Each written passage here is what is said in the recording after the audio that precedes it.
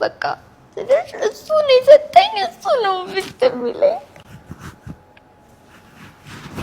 ያ ልክ ነሽ እግዚአብሔር ሰጠ እግዚአብሔር ነሳ ስለዚህ በቃ ምንም እንትን የለውም በቃ እኔ ግን በቃ የሁልጊዜ ጸሎቴ አሁን ድረስ በቃ እኔን አድነኝና እነዛን ሰዎች ላሳፍራቸው ነው ሌላ ምንም ምለው ነገር የለም ምክንያቱም ስድሽ በቃ አሁን ድረስ እያመመኝ በቃ እንትን አመመኝ ስላቸው በቃ ይሄ አውቃ ነው ለማስታገሻ ብላ ነው ማስታገሻ ለምን እንዲሰጣት ብላ ነው በቃ አውቃለሁ እኮ ሳይድ ኢፌክት አለው ማስታገሻው ግን ስለሽ በቃ እያመመሽ ደግሞ ዝም ከተባልሽ ምንም ሆስፒታል መሆንሽ ጥቅም የለውም በቃ ስለሽ ምንም እንትን የለውም ፔንሽ ነው የምታውቂው አንቺ ነሽ በቃ አመመሽ የምታውቂው አንቺ ነሽ እዛ ደግሞ አመመኝ ምናምን ስትያቸው በጣም ከባድ ነው የሚሆነው ከዛ ደግሞ እኔ ደግሞ በቃ ትንሽ ሲሻለኝ ከሁሉም ሰው ጋር መጫወት መግባት ነው የምፈልገው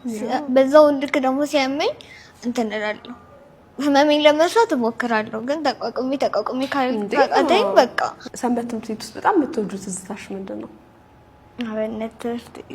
አብነት ትምህርት ቤቱ እሱ ነው በጣም ደስ የሚልሽ።